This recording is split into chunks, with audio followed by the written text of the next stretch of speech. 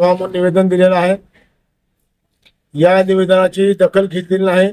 या डिपार्टमेंटकडे कर्मचारी साठा अपूर्ण असल्यामुळं ते म्हणतात की आम्ही कारवाई करू शकत नाही, अशा प्रकारचे उत्तर देतात. म्हणून आम्ही आज काय केलं, त्याकडे पत्र घेतलं.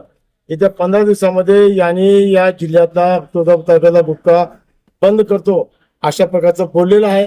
यानंतर आम्ही हे आंदोलन जाहीर न करता याच अन्नबेसा ऑफिसमध्ये कुठे नावाचा जो अधिकारी मस्तवाल मुजर अधिकारी आहे याच्या तोंडाला काळं फासून याची गाळापासून धिंड काढणार आहे.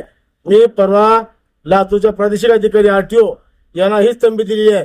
त्या ठिकाणचं कक्षात बंद केलेलं आहे. त्याच पद्धतीनं कुठे नावाच्या अधिकाऱ्याच्या तोंडाला काळं फासून त्याची धिंड काढायचं ठरलेलं आहे.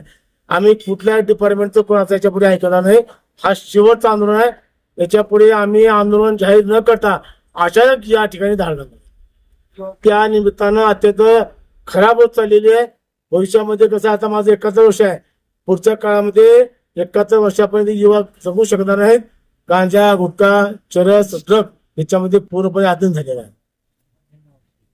वर्षापासून माझा पाठपुरावा चालू आहे. माझ्या ह्या ऑफिस समोर 3 ते 4 आंदोलन आतापर्यंत झालेली आहे, तरी कुठलीही कारवाई ठोस अशी झालेली.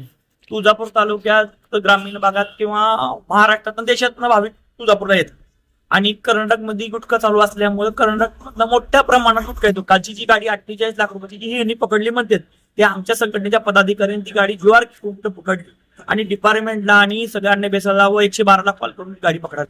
आणि श्रेय कोण घेतं? अन्नबेसा ऑफिस घेतो. सगळ्या पेपरला बातम्या त्यांच्या, ती पण ठीक आहे गोष्ट. आमचा एवढाच मुद्दा आहे की तुळजापूर तालुक्यातला किंवा धाराशिव जिल्ह्यातला गुटखा टोटली बंद झाला.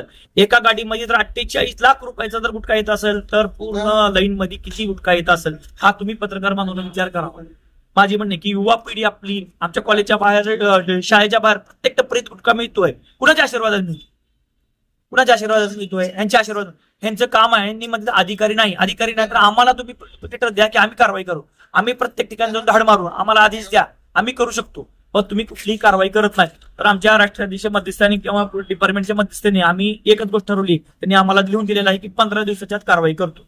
15 दिवसाच्या आत जर कारवाई नाही झाली तर राष्ट्राध्यक्षच्या आदेशानुसार आम्ही जाहीर न करता अधिकारी कुठे जो अधिकारी आहे त्याच्या अधिकाऱ्याच्या तोंडाला आम्ही काळापासून गाढवावर दिंड करणार आहे. आणि कुठलीही कलेक्टर साहेबांना असेल तरी सुद्धा, घरी असेल तर तरी आम्ही कुठलीही न पूर्व सूचना देता त्या अधिकाऱ्याला काळं फासणार. आणि सर्व जबाबदारी डिपार्टमेंटची राहील, आमची काही नाही. कारण की आम्ही लोकशाही मार्गाने आतापर्यंत आंदोलन केलं, कारवाई होत नाही. गुटखा बंदी महाराष्ट्र शासनाने केली असून सुद्धा गुटखा भेटतो, याच्यापेक्षा लाजरवाणी काय गोष्ट.